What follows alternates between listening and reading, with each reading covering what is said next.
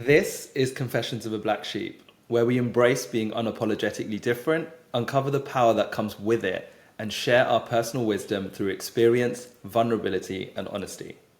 I'm joined by my amazing co-host, Preetam, a life architect with a knack for turning chaos into clarity, your vision into your reality. And of course, this is Simran, a Reiki master, yoga teacher, and an all-around guide for women stepping into their power. In today's episode, we'll be talking about true love, marriage, and porn, and tying it all together. But first, Preetam, I would love to know how you're doing. Please answer only in metaphors. Okay. I feel like a giddy child who has so much energy right now that it's overfilling and that I need to find places to channel it. So yeah, that's very accurate. How are you Okay. feeling? I think I'm feeling very much the opposite. I'm feeling like wilted flowers on a closed casket. Okay. I know it sounds dark, the metaphor I gave, but it feels very freeing. Like it feels great in a sense. It feels heavy, it feels dark, but it also feels like I'm okay with whatever the death is that might be happening internally. Yeah, that's pretty dark, but I'm okay with it. And like, it doesn't feel bad. I'm feeling like a death of any sort is always important, and I'm happy with the transformation process of death and rebirth. And it sounds like the funeral has already happened and I've already died, or Yeah. whatever needed to die has already died. So we can just let the procession begin, and then we'll see how I'm feeling next week when I'm reborn, hopefully. Amazing. And obviously, I hope that I never have to come to your funeral. But if I did, what role would you want me to play there? What role would I want you to play at my Yeah. funeral? Do you want me to give like a speech, or would you want me to I think it would just be chill? great. It would be great if you would lead everyone through like a nice practice. I feel like you'd be good at that. Yeah, we And can if do that. everyone could just recognize that death is not like a sad thing, Yeah. it's only sad because of the attachment that humans Yeah. have to the other human being or the other living being. But if we Yeah. recognize that like the dying process is very beautiful, and that like I'm not sad I died if I died. No. And also, I think this probably ties really well into true love in the definition that I've created right now with it, with love being eternal and the soul being eternal and the connection of the soul being a forever thing. So whether the body dies here, the love continues. And that was something that I had to create a definition around when like healing that mother wound, because losing your mother and then having to define what love is and then recognizing that it's eternal and the soul is eternal as well is super interesting. So thank you for sharing. I appreciate that. Okay, so we want to move into the topic of true love. And I think this can be quite a complicated topic depending on what your upbringing was like, what your parental situation was like, what love was defined like around you. So, what words come to your mind when I say, can you define true love for me? Is there any specific words that pop up nearly immediately? Fantasy pops up immediately. Wow. What? I think because we're, for the longest time, I mean, even still, I was fed a fantasy about what love is. Like if it's from like Disney movies or Bollywood movies or TV shows, it was all a fantasy, and none of it depicted true love as it truly is. Like even in a lot of Disney movies, like true love came from a first kiss or like looking at someone for the first time. So I think that's why that's coming to mind. What's the first word or words that come to mind for you? Okay.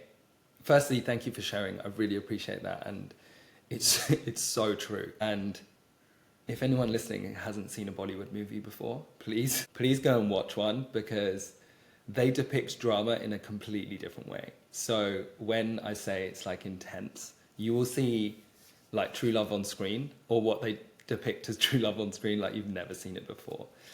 Um, the The first thing that comes to mind isn't actually what I would define love as right now. However, for me, it was conditional, because and then society teaches you that love is unconditional, or it should be that true love is unconditional. However, the more I've dived into love, the more I've come to understand that actually love can't be completely unconditional, only in certain circumstances. So with yourself or with your children, as an example, there is a moment where unconditional love is important. However, for me growing up, love was always conditional. There was always something attached to it. Like, if you behave like this, you will receive this love. And that may be specifically coming from an Indian culture and that particular type of love. In this moment, the big thing that comes up for me when I hear the word true love is eternal. So it lasts forever. Do you feel like at this point in your life you have been able to love eternally? It's a work in progress. Okay. I think that the more I've learnt about love, the more I've learnt, for example, it flows and it's not forced.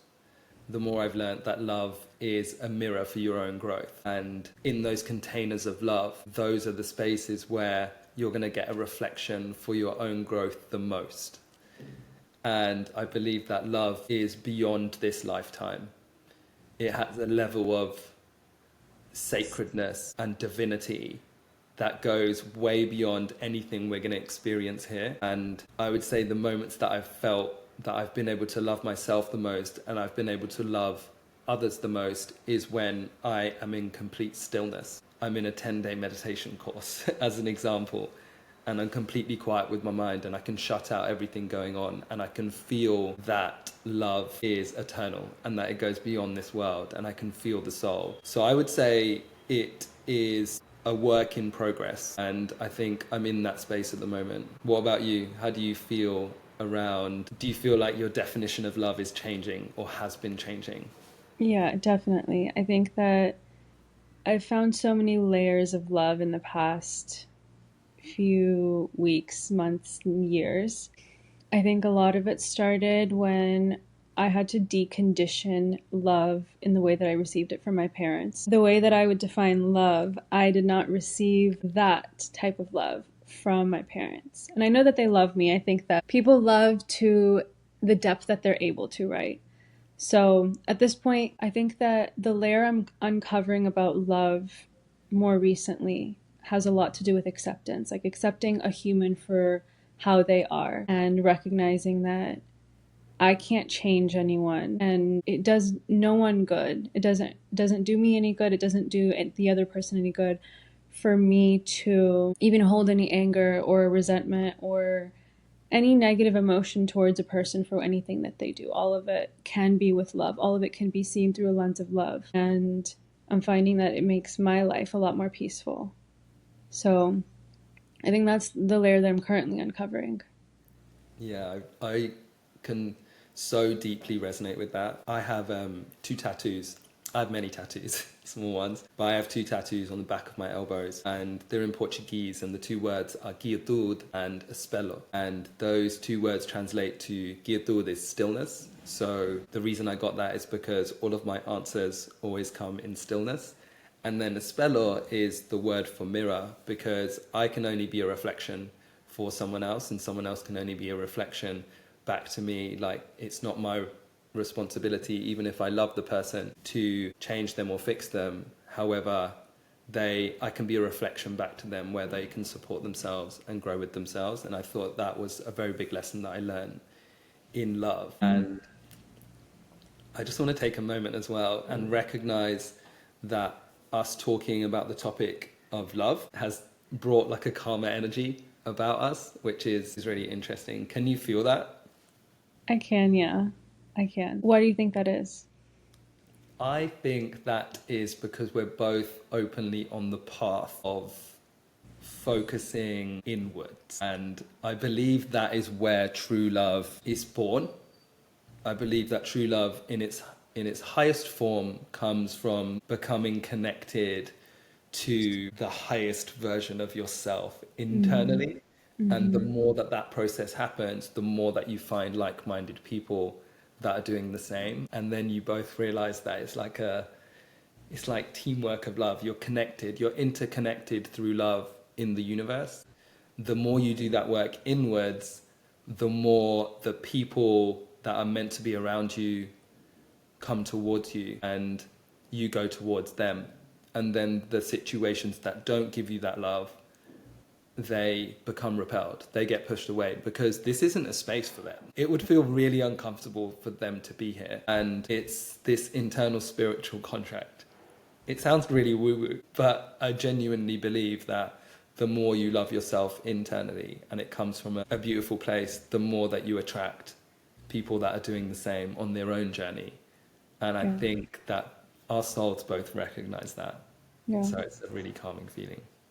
I think it's more than just the people that we would attract, right? Like that's a piece of it. But I'm finding that the more open to love I am, the more open to receiving it, whether it's from outside of myself or within myself, I'm finding that like the way that I'm just held by the energy of the entire globe or the universe or God or whatever it might be is so incredible. Like it's a feeling that probably the feeling of safety and security that a lot of people are seeking. This feeling of complete trust and faith and like I know everything will be okay and I know that I'm taken care of and I know that I'm being led in the right direction. It's interesting because this is actually what, even while I'm speaking, I'm recognizing that this is what women are told that they should expect in a marriage, right?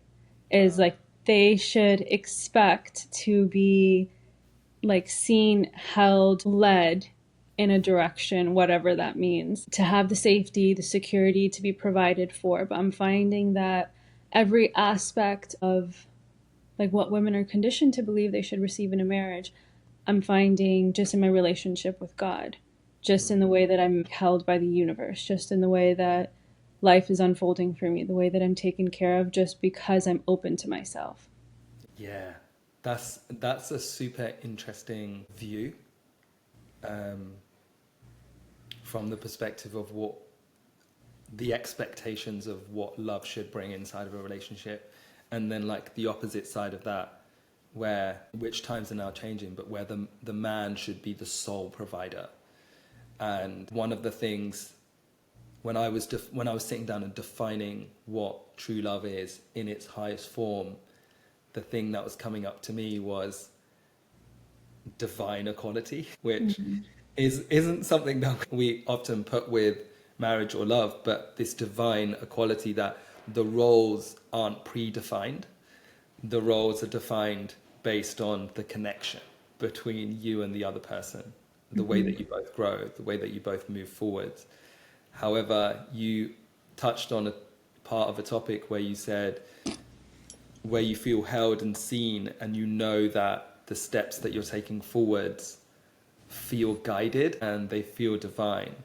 And it's about connecting to that piece of God, universe, the divine energy inside of us, which we all have. And when we connect to that, our steps forwards feel guided. We feel like we're being like ushered down this Like path. it literally feels like I'm being carried somewhere. Yeah. Like Yeah. it feels so effortless. It feels very easeful. I mean, there's still challenges and I'm still a human being and I still have like emotions and thoughts and feelings. But like when I step outside of all of that and I'm just observing my essence in this world, it's very much like I feel you see the way otters swim, like they swim on their back and they're just kind of relaxed. It feels like that where I'm just like in this river and all I really need to do is like duck a log here and there or make sure I'm just relaxed so the current can move me is how it feels. Okay. So Otter, thank you for that definition. And so where is this, a little side note, but where is this otter currently swimming and which location in this world is this otter currently heading towards? It's I mean it's just moving. Like the otter itself is not actually swimming. Like it's actually just laying, but it's moving because the water is moving it, right? Yeah. Okay. It has no direction in a sense. Like it's literally just going. Okay. Cool. Amazing. That's super exciting. It doesn't even know. And I know there's a corner I'm heading to. Like I know that, like the song Just Around the River Bend, like it keeps Yeah. playing in my head for some reason. You know that song from Pocahontas? Do you actually? You're I do know hesitating. it, but it's been a long time. Pocahontas is one that I haven't watched. Okay. But Well, that's what it feels like. And I think that sometimes this otter will have to swim. This otter okay, will have to participate a little bit more. But I think okay, at this time in my life, current chapter, with the dead flowers on the dead casket yeah, time, it's okay, taking nothing. okay. And by the time this comes out, where are you going to be? I will be in India by the time this Whoa, comes out. damn. And by the way, just for everyone listening, I'm also in India. I'm already in India. So, as I was talking about that magnetic energy, just it's just flowing into one place. I'm so excited for you to be here. Me too. And it's interesting, okay, since we're talking about it, because I was evading the question. Okay, go ahead. um, since we're talking about it, it's interesting how it's happened because the location that Breathe is in right now, my aunt is meant to pick up a wedding outfit 15 minutes away from where he's currently living. And I didn't know this at the time. And then she asked me if I wanted to come to India to just hang out, travel, and then go help her pick out wedding clothes. And I was like, yeah, I'm down. And then when we looked at everything, I was like, wait, this is 15 minutes away from where he lives. And then it's just kind of amazing how things happen because I also remember on our first call together, you had at that time told me you're going to India in a few months. You said you should come to India in March. Yeah. And I was like, yeah, sure. Like, this is Zoom meeting number one. We'll see. Yeah. Actually, you actually said something else. You said that's like it's just not possible because the apartment's already covered. I've already paid for it, Yeah. Yeah. and I was like, fair. Yeah, because I was like, I have to stay in, because I'm currently in Richmond, Virginia, and I'm fine with saying that now because I'm about to be gone. Because I have been doing my best not to let anyone know where I live. Yeah. But I've been living in Richmond, Virginia for the past year, maybe 2 years. I had signed a contract to stay somewhere until April 4th.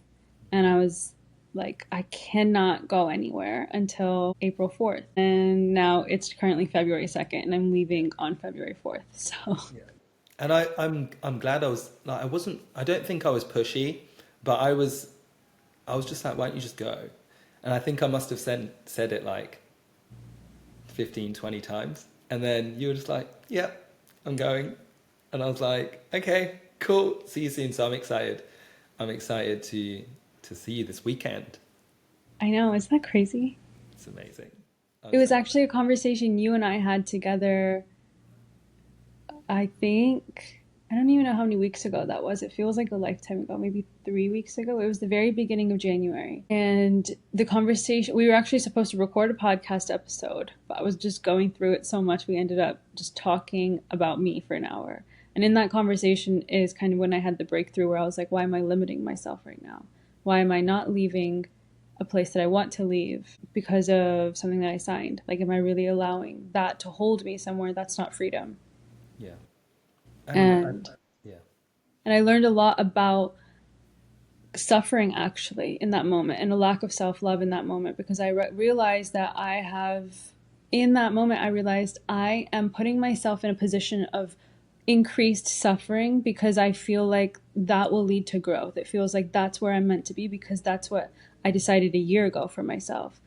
Versus actually true self-love would be this is not feeling good, this is not aligning with who I am, and while it may not make sense financially or contractually, I can still find a way. And January 26th, I decided I was going to leave.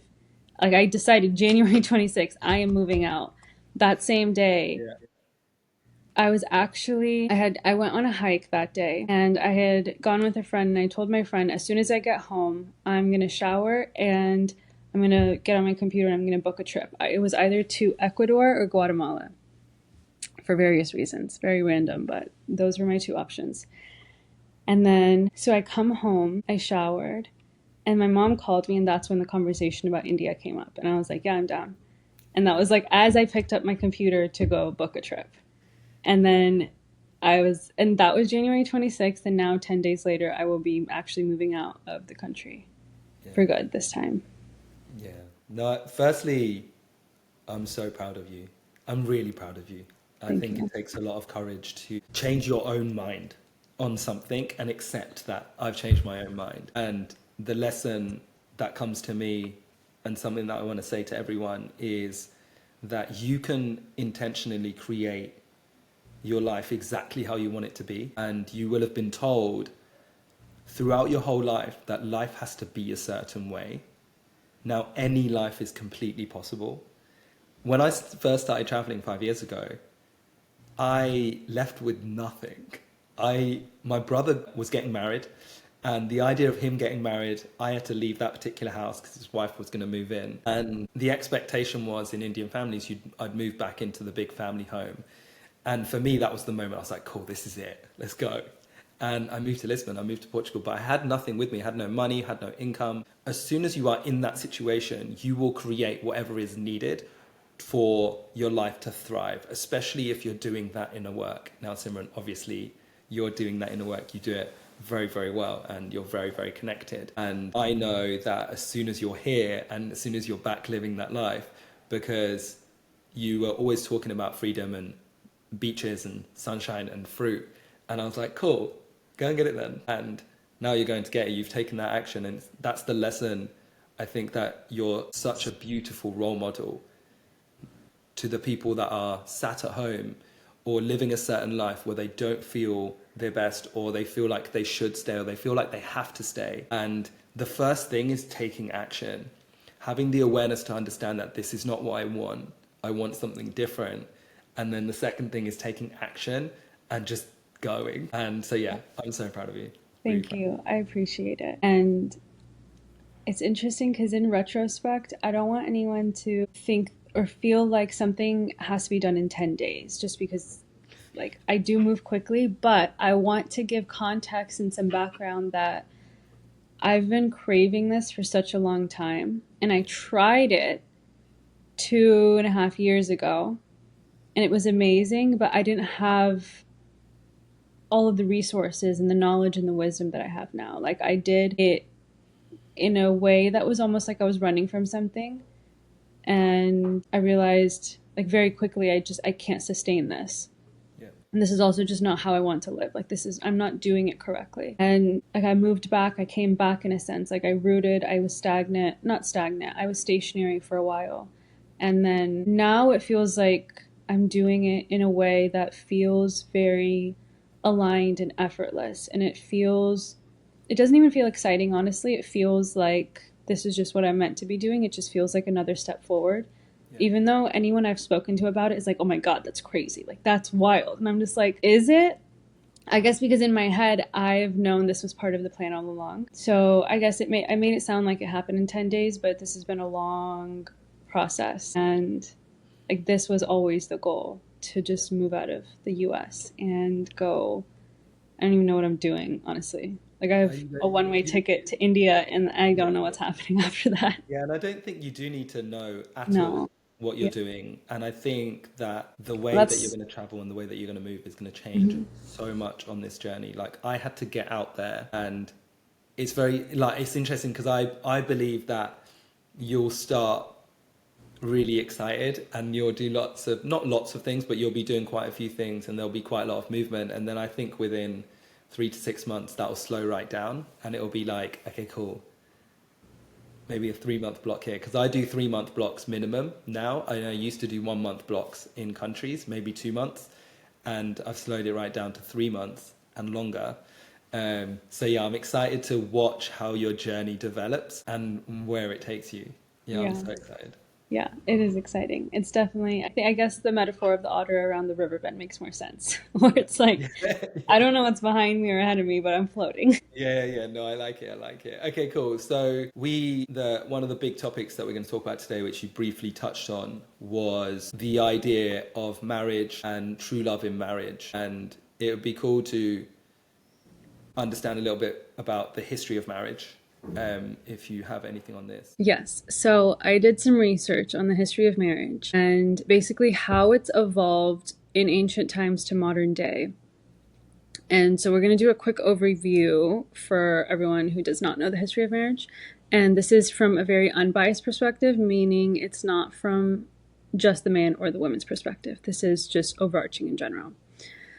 So, in early human societies, marriage was definitely more about survival. Bonding or pair bonding was important because it helped with raising children and also securing resources. It was used more to establish a paternal lineage and also inheritance rights. And then in ancient civilizations like Egypt, China, and India, marriage was used as a social contract rather than a romantic union. So it was a legal arrangement. This was to control property for reproduction. This was very strategic. It could be to keep alliances together. I looked into it to see if marriage was something that was used to form alliances just among royalty or people who were in positions of power, but this was also true among commoners. So it was a very strategic form, which is interesting because if we think about the concept in itself, actually, it's like we're having these two people get together and build a family, and the role of those two people is to merge their families, to merge communities, to merge even finances, cultures, resources. So it makes sense how this could be very strategic, but it's interesting that it had to be two people getting married rather than just families meeting with each other and being like, we can get along without having a or without having a binding contract between these two humans. What's interesting actually in Chinese marriage traditions, and I didn't do deep research on this, so if I am messing any of this up, please forgive me and also let me know. So Confucian ideals influenced marriage a lot in Chinese marriage traditions based on what I've researched. There was a lot of emphasis on duty, family honor, and arranged unions. This is where the dowry system and the matchmaking process were kind of centralized and came into the traditional norm. And then getting into more of the medieval, really? Yeah. It's medieval. Well, you guys can say it like that. We say Medieval? Yeah, we say medieval. I'm going to say during the Middle Ages. Okay. You say that. Okay. So during the Middle Ages, there was a lot more religious influence at this time. So in Christianity and the Catholic Church from around 500 to 1500 CE, the church started to slowly take control of marriage laws and started declaring marriage as a sacrament around the 12th century. So at this point, even love is not the primary concern. Marriage was still for social alliances and in procreation. In Islam, around the same time, Islam formalized marriage contracts. They emphasized mutual consent, dowries, and specifically the husband being financially responsible in the partnership. Okay, moving into the 1500s to the 1800s. This is around the period of the Renaissance, and this is when personal choice marriages started to become more common, especially in the upper class. This is also around the time when governments began to register marriages and impose more legal structures on marriages, requiring witnesses and church ceremonies. And then in the 19th and 20th century is when we started to see a lot more love marriages and legal changes for marriage in general. So romantic love within marriage became centralized around the 19th century, and the idea of marrying for love became more accepted in Western cultures. But as we've seen and can still see, economic stability and social class was still important when it came to this.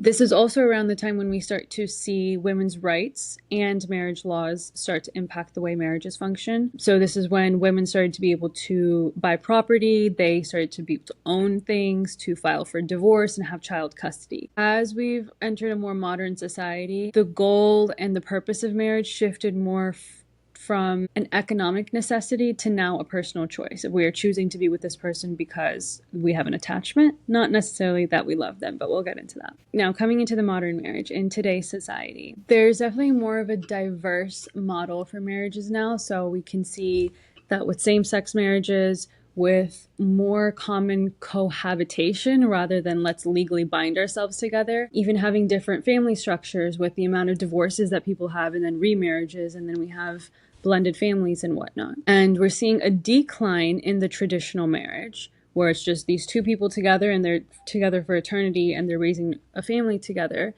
in their nuclear home, we're seeing less and less of that actually be sustainable, and also actually less of it working well. And but the thing is, there's still cultural differences all around the world. Like in India, dowries are still a thing, arranged marriages, forced marriages. You see very little same-sex marriages happening.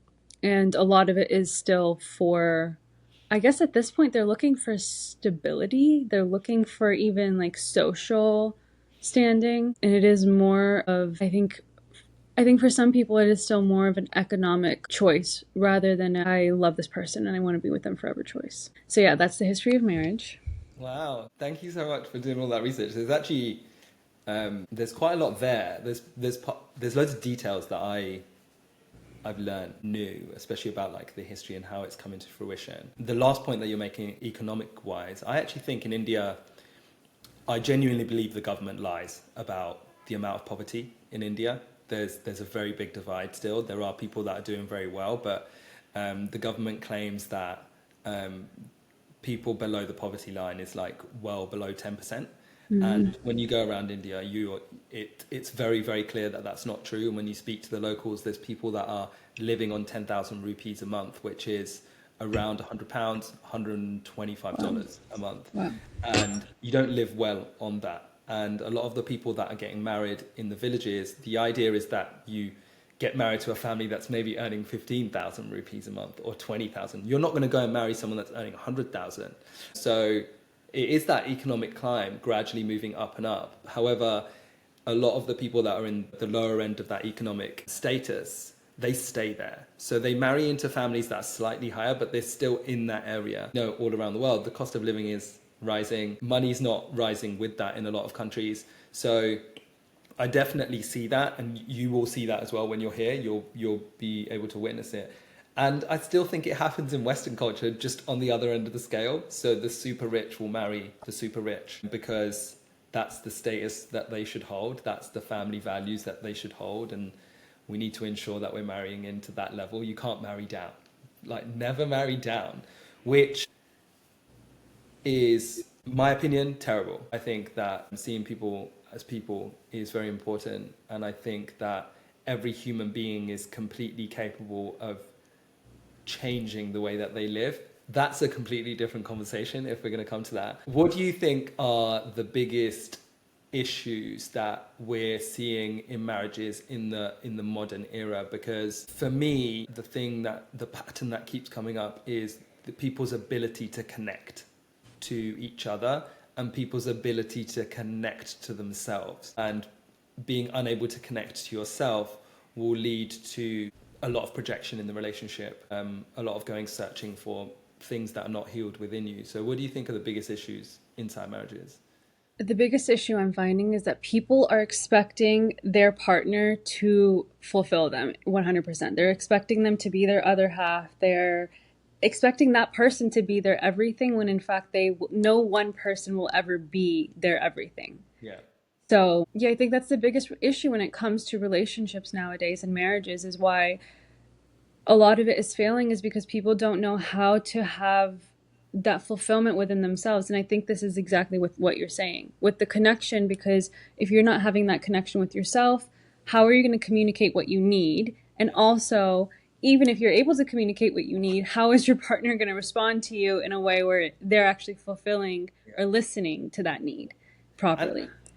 And also, you don't even know what you need. So you're projecting onto another human being that I need all of these things. I need you to fill all of these gaps in Right. me and in the relationship. But you don't know. You haven't done the work, because Yeah. if you've done the work, you wouldn't be able to project it onto another human being, because you'd be Yeah. like, oh, these are my holes that like I need to fill. And I think one of the things is relationships, marriages, children will bring up all of the gaps that are inside of you. Same with your family as well. Your family, your parents often will bring up a lot of the gaps that are missing inside of you. Now, the biggest issue, which is exactly what you're saying, most people project that onto another human being. We project it onto our mother, our father.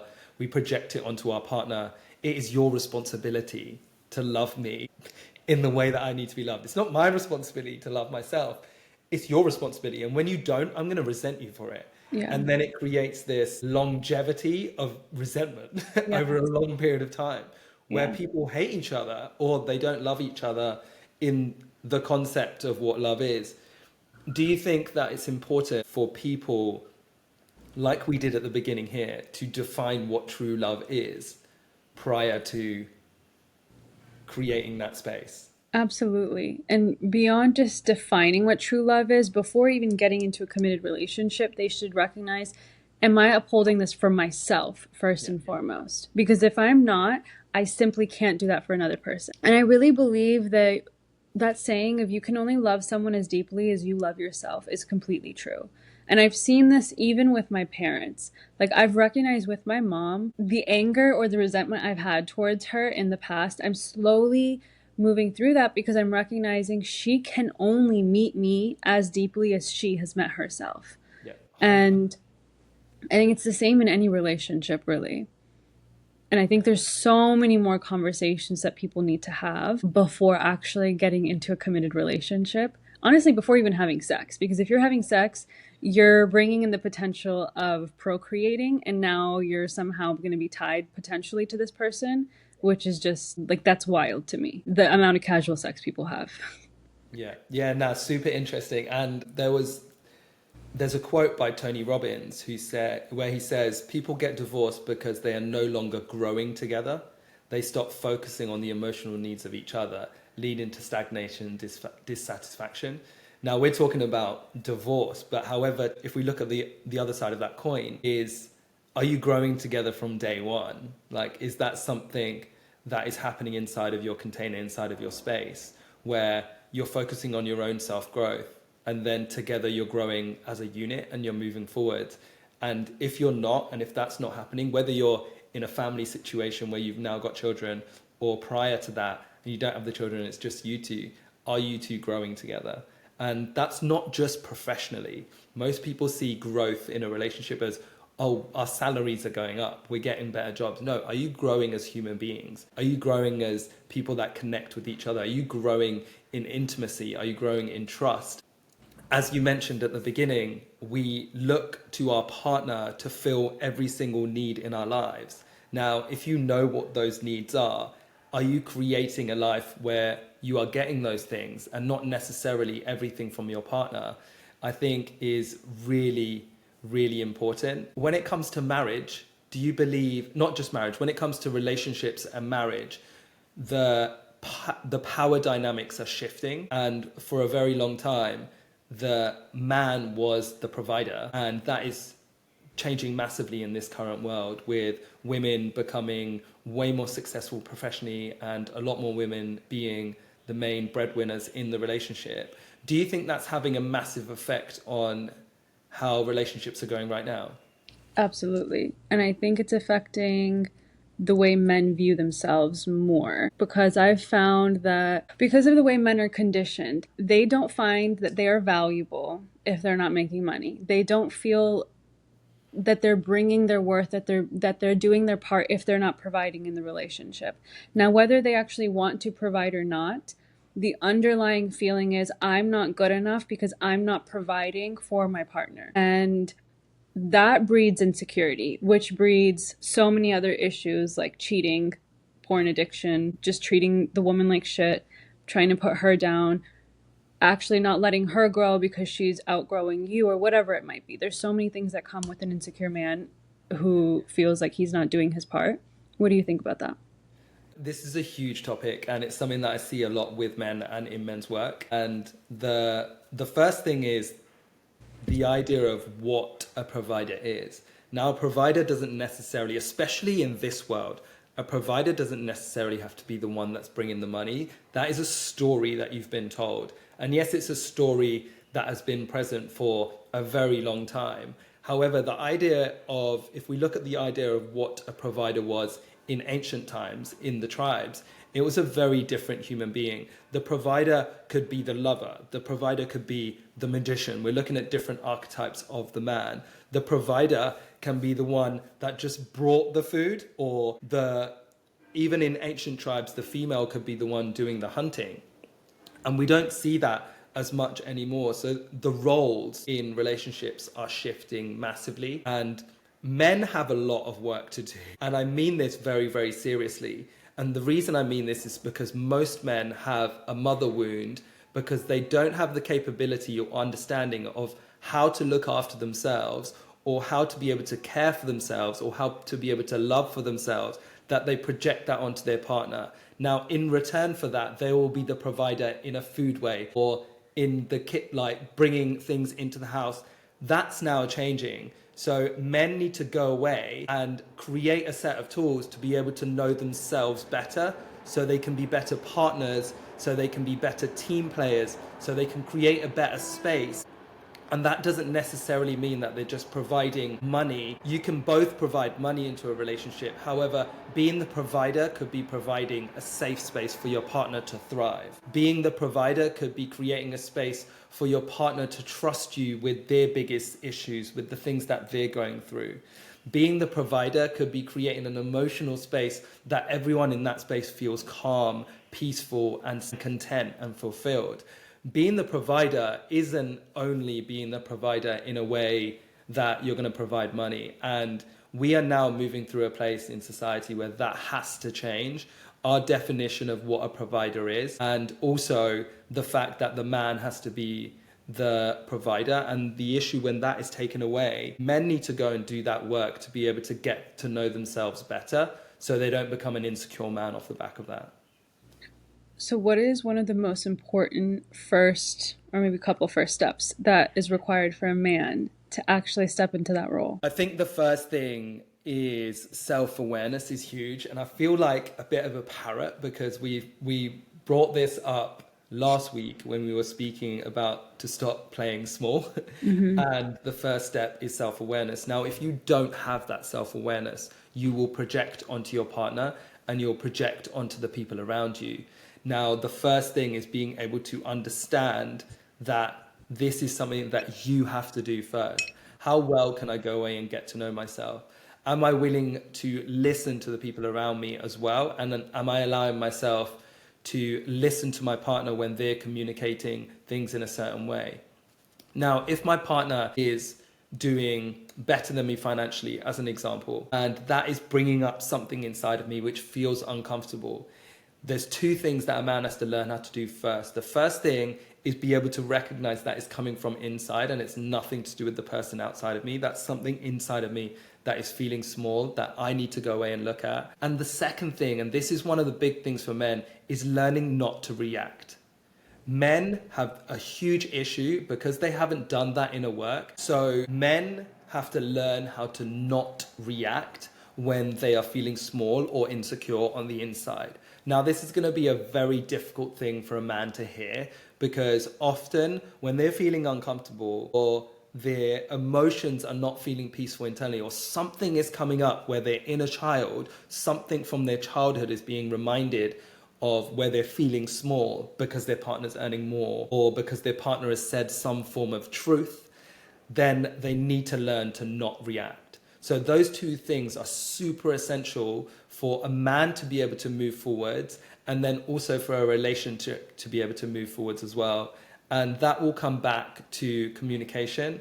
Now, I believe one of the key tools for intimacy is being able to communicate in the most beautiful way with your partner and the people around you. Amazing. I love it. Okay. Now, there's so much we could dive into when it comes to marriage and relationships. So we've talked about the expectations that are there for men providing in marriages and how there's a lot of confusion, there's a lot of shifts happening, and like we just haven't caught up as a culture yet collectively. And it's interesting because a lot of what we believe we should do or how we should be in a relationship comes from media propaganda. Like growing up in Hollywood and Bollywood, there was always the storyline of the damsel in distress. The girl was always in need of help, of something.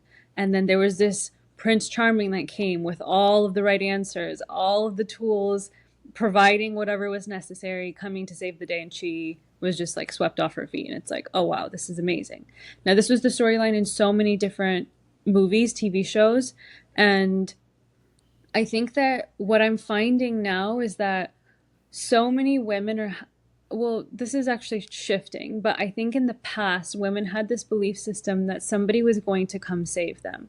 Somebody was going to, like, just help them survive and live a better life. And maybe this is rooted in the fact that marriage was actually made for this. Like, it was made to elevate lives in some ways. It was made for like financial gain and survival means.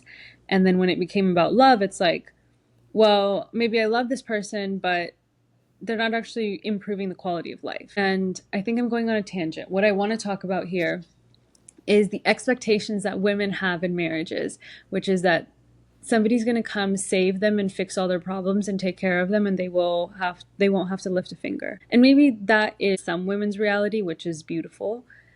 But what I'm actually finding with a lot of the women I work with, the women I work with one-on-one, so many of the women, actually 100% of the women I have worked with who are married currently, either are extremely unhappy in their marriage or are considering divorce in some regard. And they just don't know how to leave because it's been so long. Yeah, wow. And do you know what's very, very interesting is I would actually also say it's the men as well.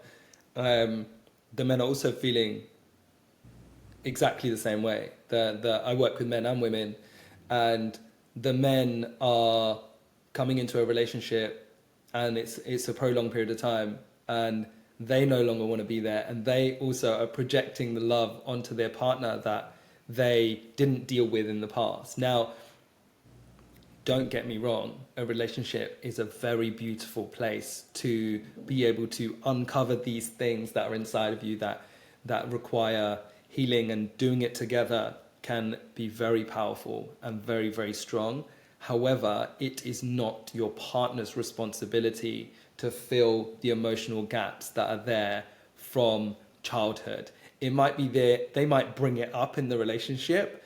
However, it's your responsibility to go within and be able to move forwards from that. And often I think one of the biggest problems that I've seen, and it'd be cool if you've seen it, like an understanding if you've seen it too, is the idea that we're projecting the gaps in our own self-love onto another human being. And then when that's not met, we resent the other human being. And then we go around in this cycle of, well, we're married to this human being in this relationship, and I'm going to just keep going round and round and round, rather than taking that focus and loving yourself and focusing on that internal love. And actually, if you did level up that internal love, you would take that step to move away quite quickly. Yeah.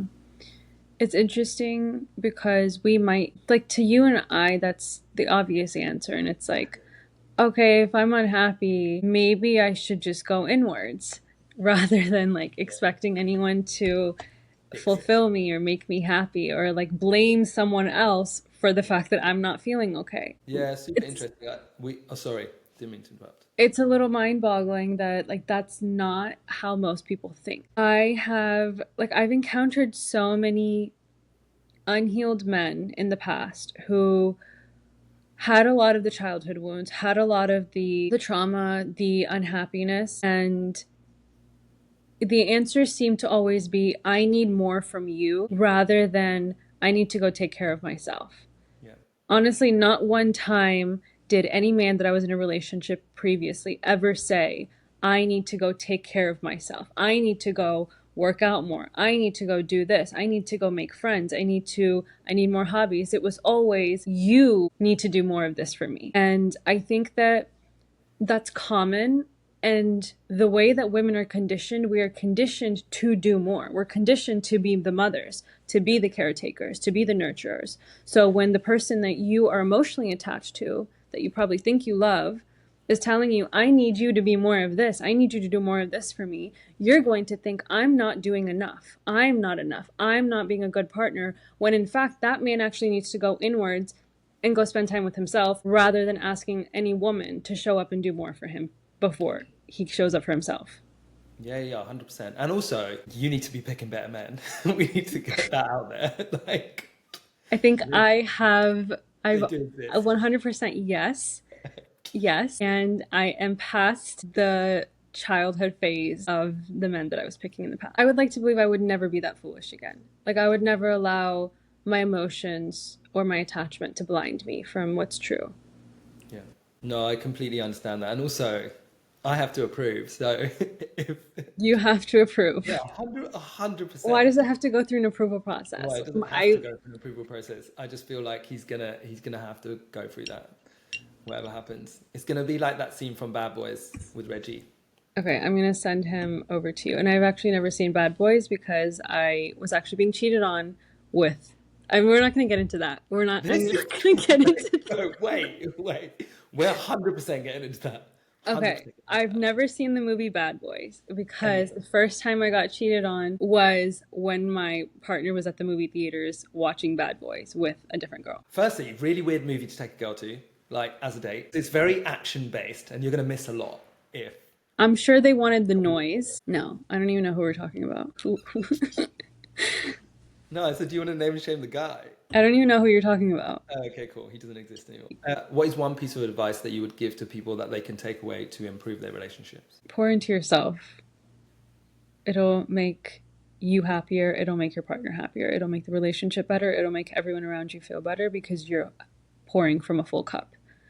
And no one's going to fill you up. No one is going to complete you. Let me just drop the mic and walk away. What would you say? Mine would have been very, very similar. It would have been to focus on yourself and understand all the little parts of you, whether it's the stuff from your childhood, whether it's the relationships that you had with your parents. Every time your partner brings something up inside of you where you feel small or you don't feel comfortable, go within and like understand it, and then really focus on pouring love within you. So I think that piece of advice is completely spot on, and we should both drop the mics and walk away. Okay, mic drops Yeah. are out. So I'm excited to hear about the history of porn now because we're getting into the topic of porn, which is huge in modern day relationships. Like, it's a huge issue, and there's a lot of debate whether porn is okay, porn is not okay, it's destroying relationships, it's healthy. What do you think? What did you find? Okay. Doing history of porn research was wild. Like, I have to be really, really clear. Some of the things that I even found out where it came from, what's shaped it, where it's changed, and what's changed is massive. So one of the first things that I would ask everyone to just take a moment is, we see a lot more porn now than we ever have. And it's really important to recognize how much porn is shaping the way that we see intimacy, the way that we see love, the way that we see even ourselves more than we realize.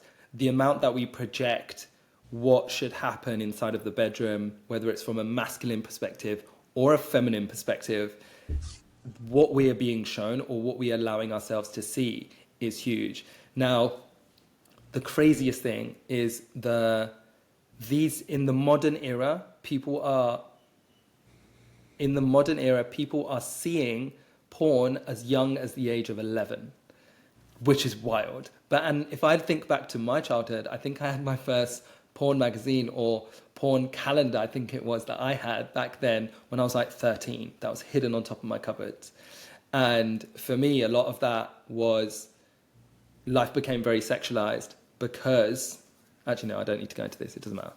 You can keep the magazine bit though, but don't need to go into it. So let's dive into the history of porn, how we got here.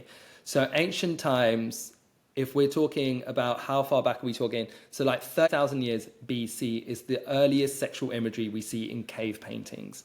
So that's the earliest time that we're starting to see those kind of images. Then around 3000 BC to 400 CE, ancient civilizations such as Egyptians, Greeks, the Romans, Indians, start to depict eroticism in art and in texts such as the Kama Sutra, pottery, and sculptures. So that's when we start to see it coming in as artwork. Then around 1440, so the 1400s, is when the printing press starts to enable mass production of erotic material. Now, there's not too much information on what this looked like, but this sounds mostly like it was reading material. Then 1839 specifically is the invention of photography, which leads to explicit images. Around the beginning of the 1900s is when we first saw the first pornographic film, which was a French movie.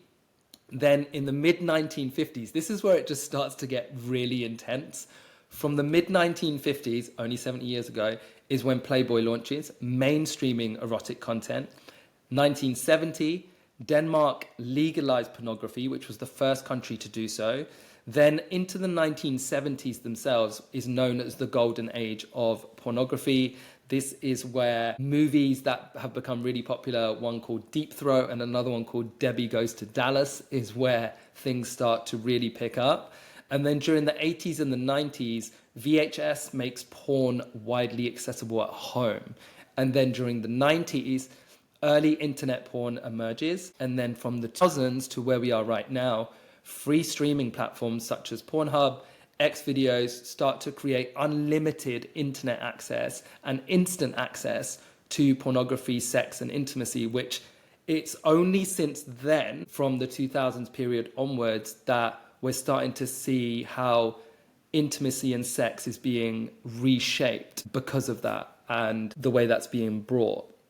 So it's gone from art and like sacred sexuality in ancient times to the printing press, photography, mass production, the internet era. Now it's free and unlimited, and that's when everything is now starting to change. And the story process from a psychological perspective is, at the beginning, it used to be about education, connection, spirituality. Now it's about entertainment, escapism, addiction, and disconnection. So let me dive in a little bit deeper, because it was mind-blowing me, but like the thing that we're starting to really understand, I was very surprised actually. I thought that some of the numbers were going to be higher. However, some of the most recent research is saying over 40% of men and 30% of women watch pornography regularly. And the average age of first exposure to porn is 11 years old. Porn addiction is a growing issue, with 1 in 3 men reporting it impacts their life.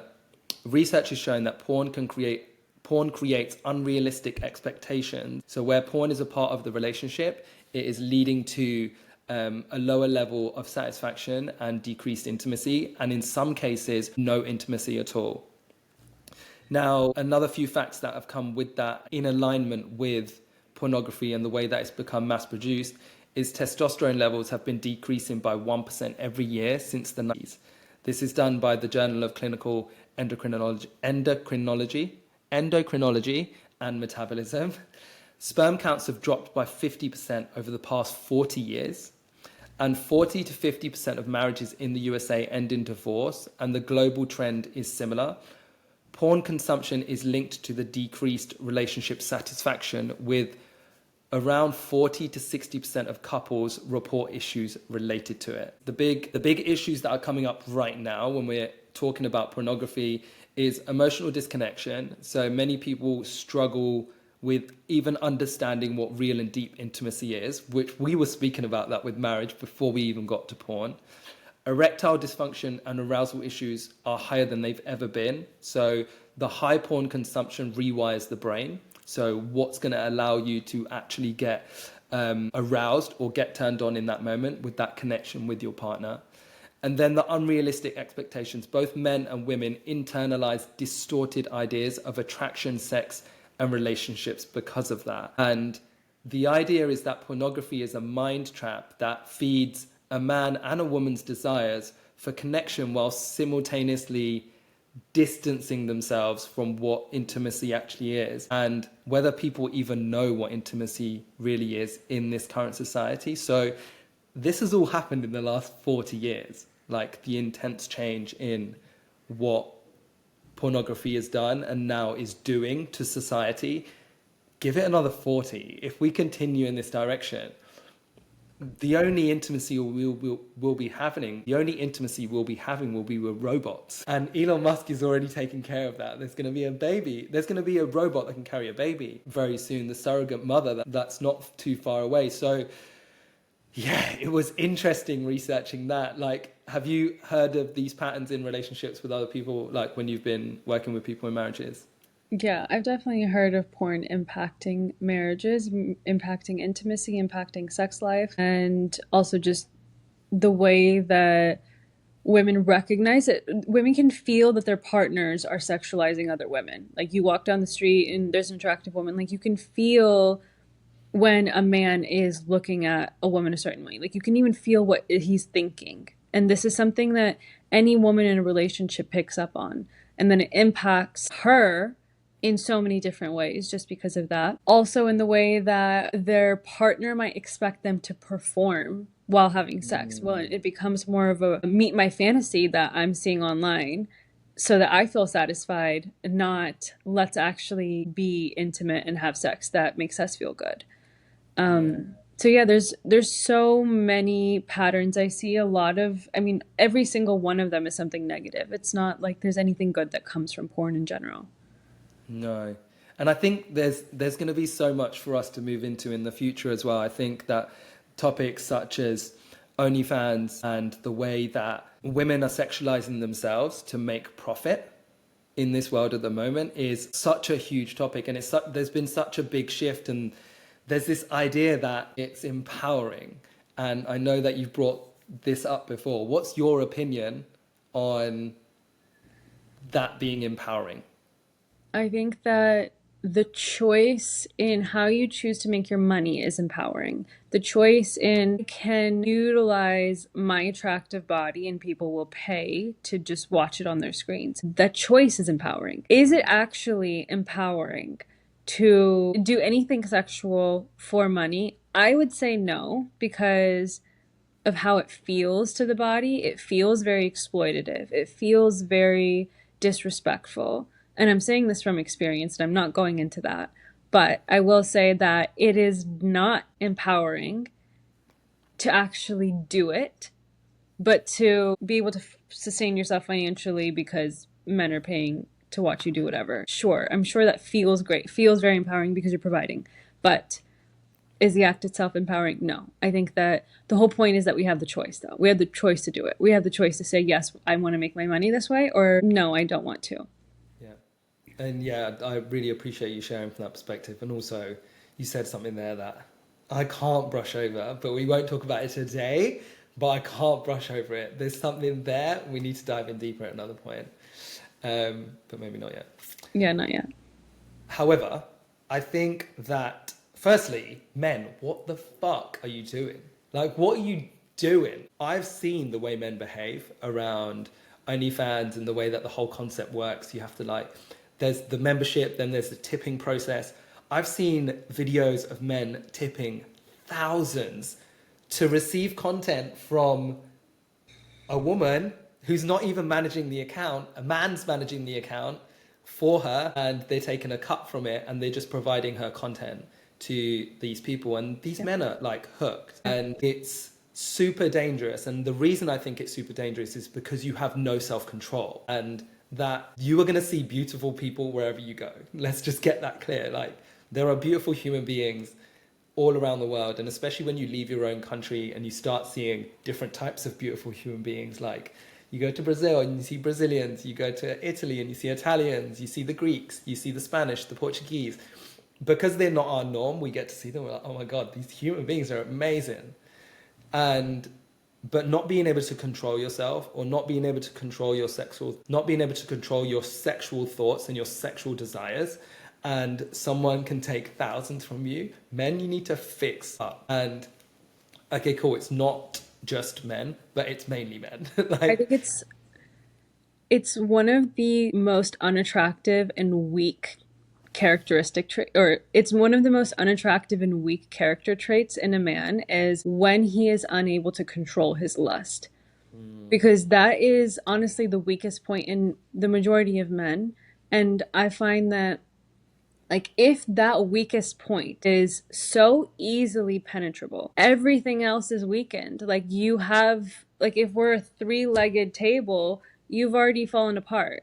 yeah. And because it's like, there's beautiful people everywhere. Porn is available everywhere. Like, you could open up Instagram right now and you could just access porn free, constantly. And it's like, if you can't handle that, you're not able to handle anything. You're not able to control your desires, control your thoughts, control your emotions, control your behaviors. There's nothing there. There's nothing to build on. So I feel like for a lot of men, controlling your lust is step one. Yeah. And actually stop sexualizing women. Like, you have to recondition how you view 50% of the population, because you're just destroying your own life and you're also hurting so many people in the process. Yeah. Yeah. And I completely agree.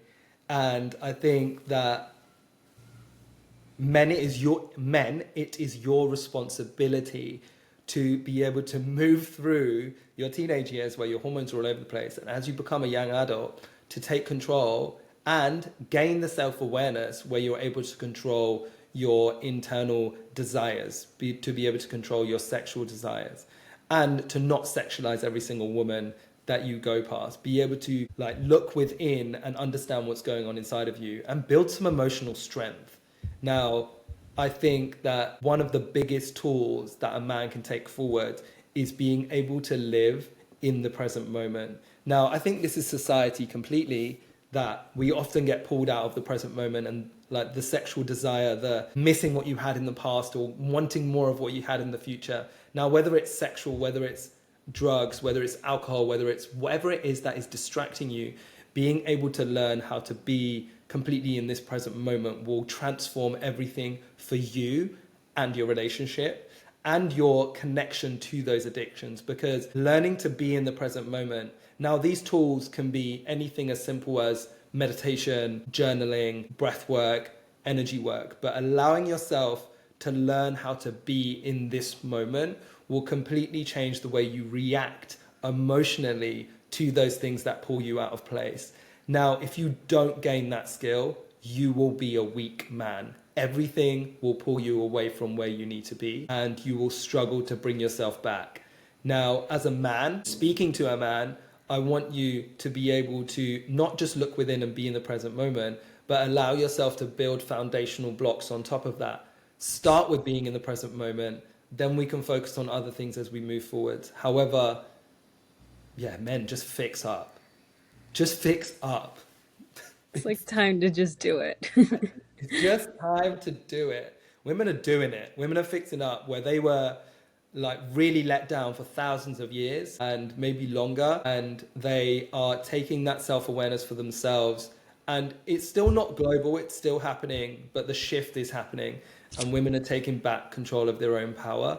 Now, men, it's genuinely your time, and you have to take control of your own power without the expectation of you being a better or more attractive man for a woman. You are doing it for yourself, which will automatically allow yourself to become more magnetic to the right type of women that you need in your life. Yeah, it's amazing because there's so many movements globally. There's movements happening in India, in Korea, in the US. Like, there's things happening all over the world where women are refusing to participate in relationships or marriages, or even just like the dating standards that have been happening, where women are like, I would rather be alone. I would rather be celibate. I would rather have my friendships with other women. I would rather raise kids by myself, because the way that men are showing up and have showed up in the past however many years is just unacceptable at this point. And women are like, I genuinely would rather be alone and be happier, because we don't, like, what are you providing at this point? If you weren't providing the food, water, shelter, now you're still not providing the emotional safety, security, any of it. What do I actually need you for? And something that's interesting is that I'm finding that men are almost like desperate for women in their life in order to feel valuable, to feel cared for, to feel like somebody is there, to not feel lonely, to have a sense of connection. But the way that most men know intimacy is through having sex, because they're genuinely unable to open up emotionally. And they're like, why do I still feel disconnected with my partner? It's because you're only seeking it through sex, and sex is not going to bring you that fulfilling intimacy that you're looking for. So there's so much here, and I feel like while we talked about a lot, I feel like we just scratched the surface of all of these topics. So in future episodes, maybe we'll dive into like one or two of these just by itself, because there's so much to say and there's so much to dig into.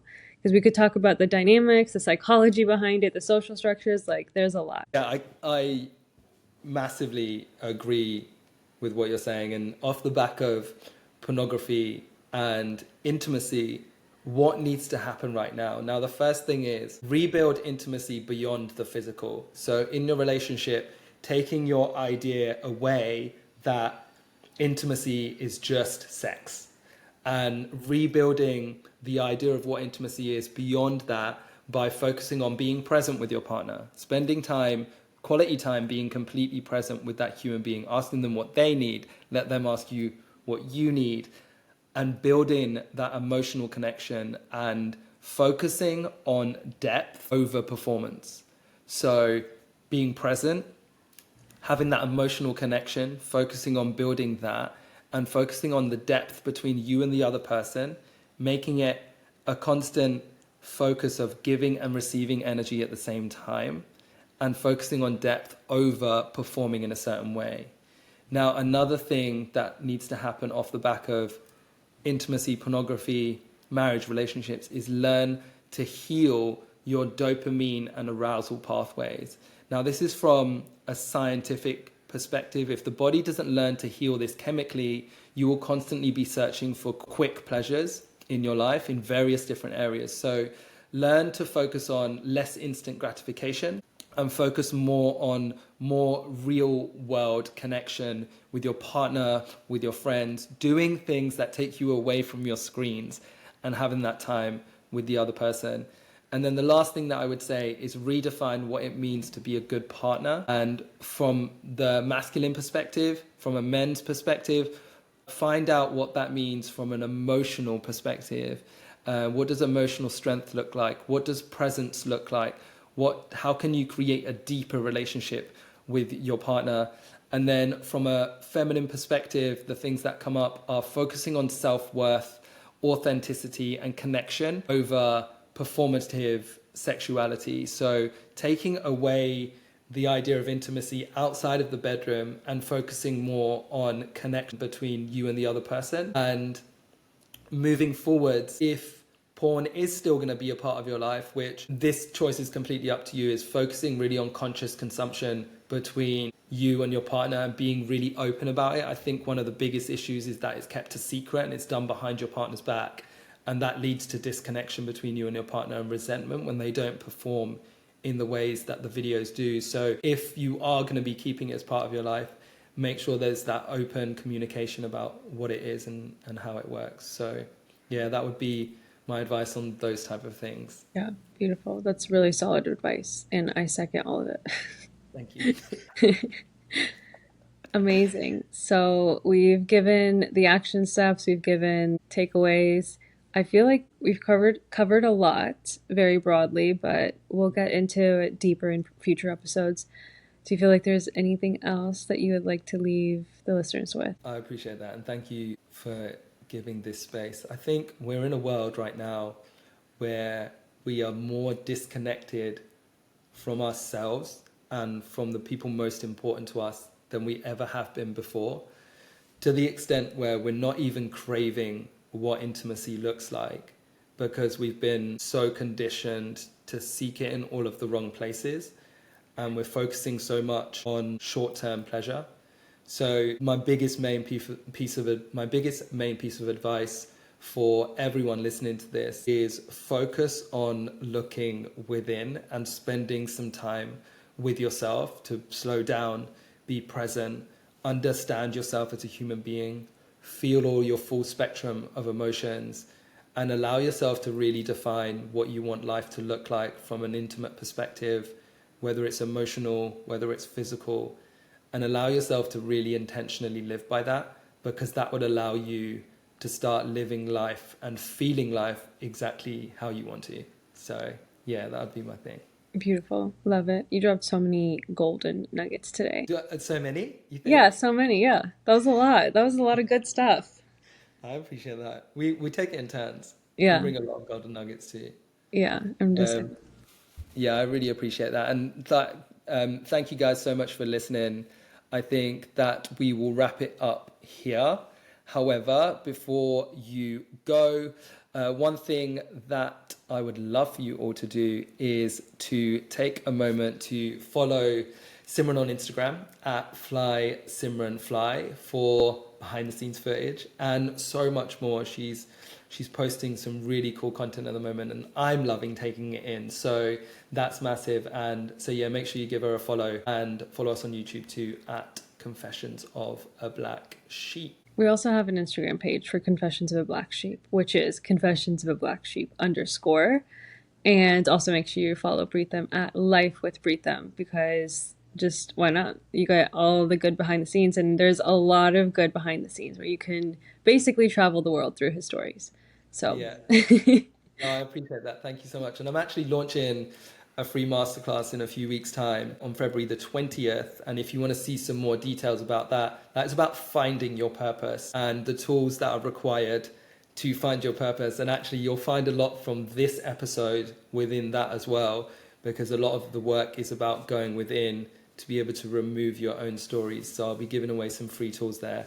If you'd like some more information on that masterclass, just head over to my page and you will find that. So, Simran, thank you so much.